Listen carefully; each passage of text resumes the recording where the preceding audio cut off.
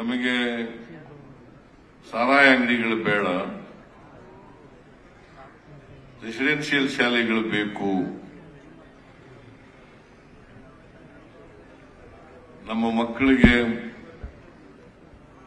ಗುಣಮಟ್ಟದ ಶಿಕ್ಷಣ ಸಿಕ್ಕಬೇಕು. ಅವರು ಕೂಡ ಅವರ ಭವಿಷ್ಯವನ್ನು ರೂಪಿಸಿಕೊಳ್ತಕ್ಕಂಥ ಅವಕಾಶಗಳನ್ನು ಒದಗಿಸಿಕೊಡಬೇಕು. ಈ ರೀತಿಯಾಗಿ ಒತ್ತಾಯವನ್ನ ಮಾಡ್ತಾ ಇದ್ದೆ. ನಾನು ಅದರಿಂದ ಪ್ರೇರೇಪಿತನಾಗಿ ನನಗೆ ಬಜೆಟ್ ಮಂಡಿಸತಕ್ಕಂಥ ಅವಕಾಶ ಸಿಕ್ಕಿದ್ರಿಂದ ಮೊದಲನೇ ಬಜೆಟ್ ಮಂಡಿಸಿದ್ದು ನಾನು 94-95ರಲ್ಲಿ ಆಗ್ತಾನೆ ಹಣಕಾಸಿನ ಮಂತ್ರಿಯಾಗಿದ್ದೆ. ಆಗ ಗ್ರಾಮೀಣ ಪ್ರದೇಶದಲ್ಲಿ ರೆಸಿಡೆನ್ಷಿಯಲ್ ವಸತಿ ಶಾಲೆಗಳನ್ನ ತೆಗಿಬೇಕು ಅಂತೇಳಿ ತೀರ್ಮಾನ ಮಾಡಿ ಘೋಷಣೆ ಮಾಡಿ ಅವಕ್ಕೆ ಮೊರಾರ್ಜಿ ರೆಸಿಡೆನ್ಷಿಯಲ್ ಸ್ಕೂಲ್ಸ್ ಅಂತ ಹೆಸರಿಟ್ಟು, ಅವತ್ತು ಡಿಮ್ಯಾಂಡ್ ಏನಪ್ಪಾ ಅಂತಂದ್ರೆ ಒಂದು ಹೋಬಳಿಗೊಂದು ಶಾಲೆ ಇರಬೇಕು.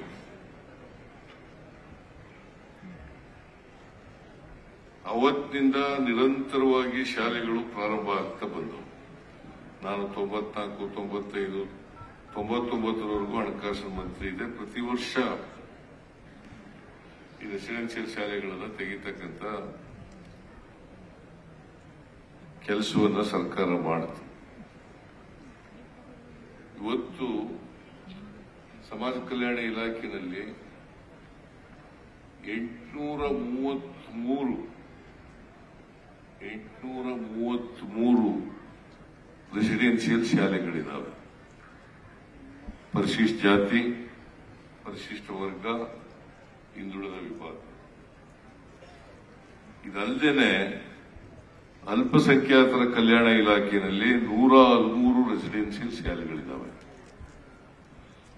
ಒಟ್ಟು 946 ರೆಸಿಡೆನ್ಷಿಯಲ್ ಶಾಲೆಗಳಿದ್ದಾವೆ. ನಾನು ಈ ಸಾರಿ ಬಜೆಟ್ ಮಂಡಿಸುವಾಗ, ಅಂದ್ರೆ ಮೊದಲನೇ ಬಜೆಟ್ 2013-14, 2023-24 ಬಜೆಟ್ ಮಂಡಿಸುವಾಗ ಹೋಬಳಿಗೊಂದು ರೆಸಿಡೆನ್ಷಿಯಲ್ ಶಾಲೆ ಆಗಿದವ ಅಂತ ಕೇಳಿದೆ. ಮಣಿವಣ್ಣನ್ ಹೇಳಿದ್ರು, ಎಷ್ಟು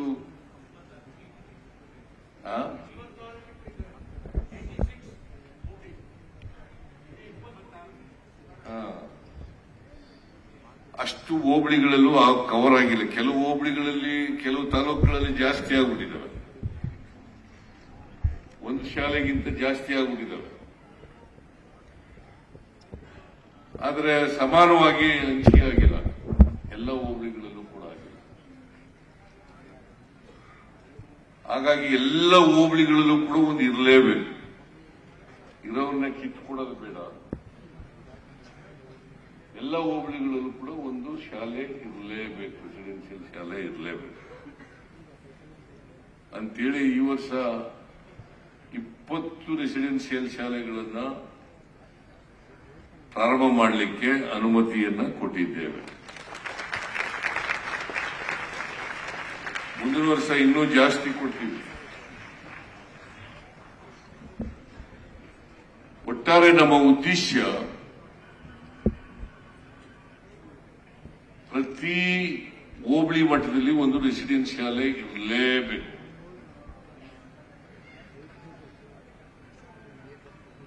ಆಮೇಲೆ ಎಲ್ಲರಿಗೂ ಕೂಡ ಹಳ್ಳಿಗಾಡಿನ ಮಕ್ಕಳಿಗೆ, ಎಲ್ಲ ಜಾತಿ ಮಕ್ಕಳು, ಎಲ್ಲ ಧರ್ಮದ ಮಕ್ಕಳು,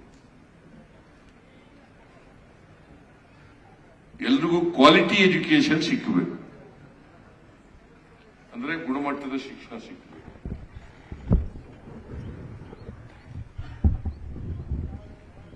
ಗುಣಮಟ್ಟದ ಶಿಕ್ಷಣ ಸಿಕ್ಕಿದಾಗ ಮಾತ್ರ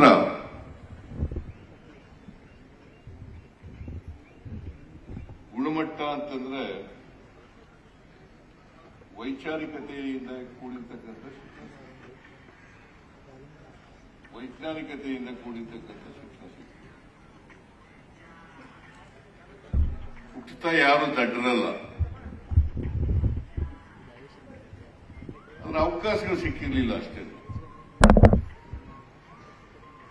ಈಗ ಹಳ್ಳಿಗಾಡಿನ ಮಕ್ಕಳಿಗೆ, ದಲಿತರ ಮಕ್ಕಳಿಗೆ, ಹಿಂದುಳಿದವ್ರ ಮಕ್ಕಳಿಗೆ, ಅಲ್ಪಸಂಖ್ಯಾತರ ಮಕ್ಕಳಿಗೆ ಅವಕಾಶಗಳು ಸಿಕ್ಕೋದಿಲ್ಲ. ಸಂವಿಧಾನ ಬರಕ್ಕೆ ಮುಂಚಿತವಾಗಿ ಶಿಕ್ಷಣ ಕಡ್ಡಾಯ ಇರಲಿಲ್ಲ. 1950ನೇ ಇಸ್ವಿ ಜನವರಿ 26ನೇ ತಾರೀಕು ಸಂವಿಧಾನ ಜಾರಿಗೆ ಬಂತು. ಅದಕ್ಕೆ ಮೊದಲು ಶಿಕ್ಷಣ ಕಡ್ಡಾಯ ಇರಲಿಲ್ಲ. ಬಾಬಾ ಸಾಹೇಬ್ ಅಂಬೇಡ್ಕರ್ ಅವರು ಈ ದೇಶಕ್ಕೆ ಒಂದು ಸಂವಿಧಾನ ಕೊಟ್ಟ ಮೇಲೆ ಶಿಕ್ಷಣ ಕಡ್ಡಾಯ ಆಯಿತು. ದಲಿತರ ಮಕ್ಕಳು ಓದಬೇಕು, ಹಿಂದುಳಿದವ್ರ ಮಕ್ಕಳು ಓದಬೇಕು, ಅಲ್ಪಸಂಖ್ಯಾತರ ಮಕ್ಕಳು ಓದಬೇಕು, ಮುಂದುವರೆದವ್ರ ಮಕ್ಕಳು ಓದಬೇಕು, ಬಡವ್ರ ಮಕ್ಕಳು ಓದಬೇಕು. ನಮ್ಮ ಚತುರ್ವರ್ಣ ಜಾತಿ ವ್ಯವಸ್ಥೆಯಲ್ಲಿ ಯಾವ ತರ ಇತ್ತಪ್ಪ ಅಂತಂದ್ರೆ,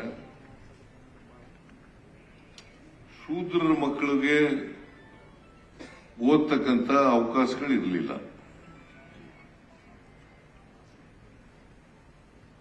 ಹಾಗಾಗಿ ಬಹಳ ಜನ ಅವಕಾಶ ವಂಚಿತರಾಗಿ ವಿದ್ಯಾವಂತರಾಗ್ದೇನೆ ಇವತ್ತು ಸಮಾಜದಲ್ಲಿ ಅಸಮಾನತೆ ಯಾಕೆ ನಿರ್ಮಾಣ ಆಗಿದೆ? ಸಮಾಜದಲ್ಲಿ ಅಸಮಾನತೆ ನಿರ್ಮಾಣ ಆಗಿರೋದು ಚತುರ್ವರ್ಣ ಜಾತಿ ವ್ಯವಸ್ಥೆ. ಯಾರಿಗೆ ಅವಕಾಶ ಸಿಕ್ತು, ಓದ್ಲಿಕ್ಕೆ ಅವಕಾಶ ಕಲ್ಪಿಸ್ಕೊಟ್ಟಿದ್ರು, ಅವರು ಆರ್ಥಿಕವಾಗಿ ಸಾಮಾಜಿಕವಾಗಿ ಮೇಲಕ್ಕೆ ಬಂದ್ರು. ಯಾರಿಗೆ ಅವಕಾಶ ಸಿಕ್ಲಿಲ್ಲ, ಅವರು ಆರ್ಥಿಕವಾಗಿ ಸಾಮಾಜಿಕವಾಗಿ ಹಿಂದೆ ಬಿದ್ರು. ಹಾಗಾಗಿ ಸಮಾಜದಲ್ಲಿ ಅಸಮಾನತೆ ನಿರ್ಮಾಣ ಆಯಿತು ಅಲ್ವಾ? ಅಸಮಾನತೆ ನಾವು ಮಾಡ್ಕೊಂಡಿರೋದಲ್ಲ, ಅಸಮಾನತೆ ಚತುರ್ವರ್ಣ ಜಾತಿ ವ್ಯವಸ್ಥೆಯಿಂದ.